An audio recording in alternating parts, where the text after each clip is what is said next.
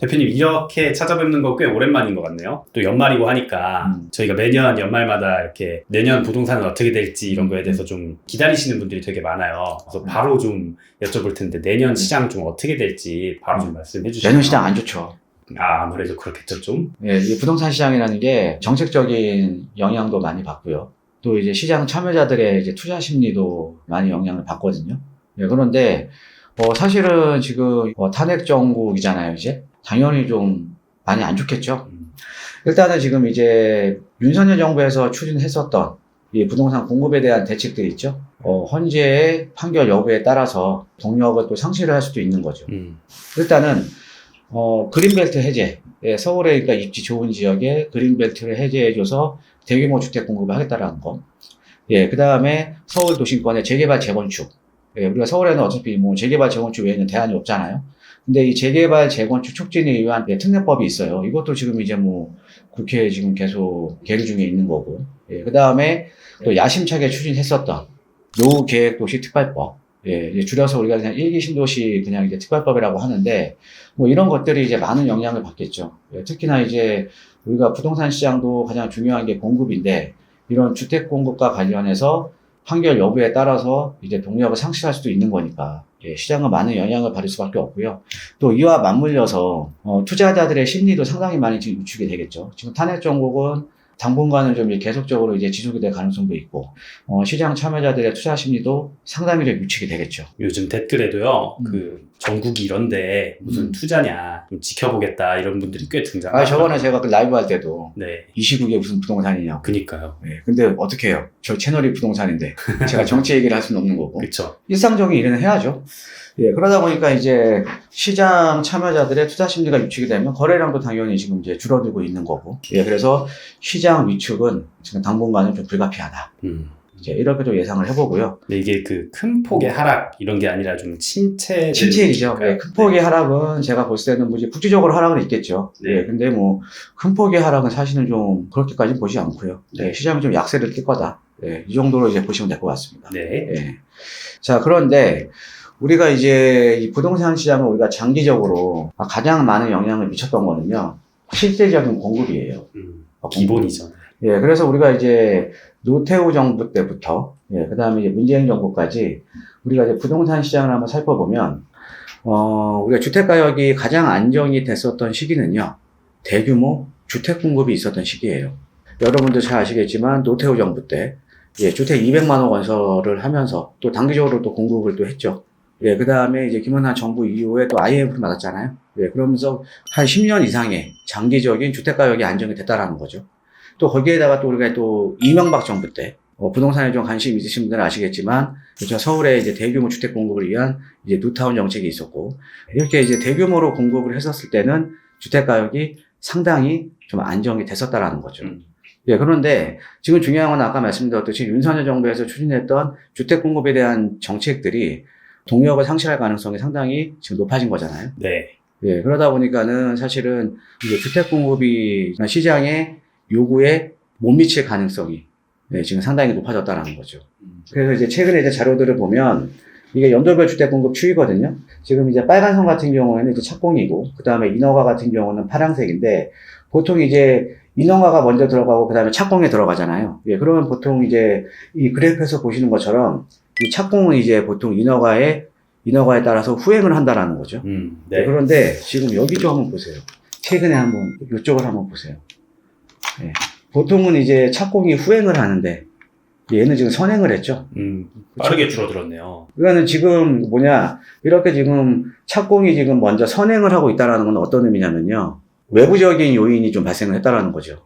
인허가를 받더라도 착공에 못 들어가요. 그러니까 공사비에 대한 부담, 이런 것들 때문에 인허가를 받고도 착공에 못 들어가는 현장들이 상당히 많다라는 거죠. 그래서 전체적으로 보면 인허가 착공 물량이 올라갔다가 지금 확 꺾이는 지금 이런 지금 시기거든요. 네. 예, 가뜩이나 지금 공급이 부족한 시기라는 거죠. 예, 그런데 현 정부에서 추진했던 부동산 정책이 지금 또 동력을 또 상실하고요. 예, 상실할 가능성이 상당히 높아진 거잖아요. 네. 그렇죠. 그러니까 주택 공급이 지금 원활하지 않을 거라는 거죠. 네. 예, 거기에다가 지금 아파트 입주 물량을 보면 지금 뭐 전국적으로 보면 확 떨어지잖아요, 지금. 그쵸. 전국 지표도 지금 보면은 36만 3천 가구에서 26년 대비하면 거의 뭐 한 40에서 45% 정도로 확 꺾여버리잖아요. 예, 서울은 더 심각합니다. 서울은 그나마 25년도 같은 경우에는 그나마 입주 물량이 어느 정도 나와요. 네. 근데 26년도에 지금 예상되는 입주 물량이 8,500. 예, 근한 20년 만에 최악이죠. 이전에 봤던 인허가 착공 그래프가 꺾인 게 그대로 반영이 되는 네네, 거죠. 최악이죠. 지금 이제 아파트 입주 물량도 이렇게 좀 드라마틱하게 줄어들고 있고요. 예, 그 다음에 인허가 물량도 드라마틱하게 줄어들고 있고, 인허가를 받고도 착공을 못하는 현장들이 이제 부지기수라는 거죠. 뭐 사업성에 대한 문제 때문에. 자, 그래서 2025년 이제 부동산 시장을 한번 좀, 간단하게 좀 우리가 전망을 한번 해보면요. 일단은 윤석열 정부에서 추진했던 부동산 정책이 대거 이제 동력을 좀 상실할 가능성이 높아지면서, 예, 거기에다가 전국의 인허가라든가 착공 물량이 상당히 많이 지금 이제 감소를 하고 있는 그러니까 추세죠. 예, 거기에다가 내년은 좀 괜찮을 수 있지만 26년도에는 거의 뭐 반토막 이하로 이제 입주 물량이 또 줄어든다라는 거죠. 예, 그리고 서울권 같은 경우는 26년도에 지금 뭐 경험하지 못했던 만 가구 이하로 아파트 입주 물량이 이제 줄어든다라는 거죠. 예, 그러면 당연히 지금 공급 부족이 상당히 좀 심화될 거라는 거죠. 예, 그러면 또 이제 투자자들의 또 심리를 또 자극을 할 수밖에 없거든요. 그쵸. 예, 가장 중요한 거는 시장 참여자들이 좋은 지역에 주택이 공급이 돼서 나도 이제 살 수 있다라는, 내가 기다리면 살 수 있다라는 이런 이제 정책들이 계속적으로 나와야 되는데 이런 것들이 이제 나오기가 힘들어졌다라는 거죠. 예, 그래서 제가 봤을 때는 상반기에는 시장이 좀 어려울 겁니다. 그런데 하반기에는 좀 이제 주택 가격이 반등할 가능성이 상당히 지금 저는 좀 높다라고 봐요. 또 하나의 이유가 뭐냐면 지금부터 이제 아파트 거래량이 많이 지금 축소가 되고 있는 거잖아요. 그쵸. 자, 그러면은 자, 집을 살려는 사람들이 집을 지금 안 사는 거잖아요. 근데 집을 안 사는 거지 내가 거주는 해야 되거든요. 예, 그러니까 우리가 이제 전세 가격이라던가 아니면 임대차 가격에 안정을 줄 수 있는 입주 물량도 지금 계속적으로 줄어들고 있는데 집을 매입하는 대신에 임대를 택하시는 분들이 지금 늘어나고 있는 거잖아요. 예, 집은 있어야 되는 거니까. 그쵸. 예, 그러면 25년, 그러니까 내년도에도 전월세는 상당히 강세를 뜰 수밖에 없고요. 우리가 경험했듯이 전월세가 이제 강세를 뜬다라는 거는 또 매매 가격에 또 곧바로 영향을 미칠 수밖에 없는 거거든요. 예, 거기에다가 또 내년에 여러분들 다 아시다시피 분석적인 금리 인하가 시장에 반영이 되면 집 사기가 좀 수월해지겠죠. 그래서 내년에 이제 부동산 시장은요, 저는 어떻게 좀 요약을 하냐면 상반기는 당연히 약세.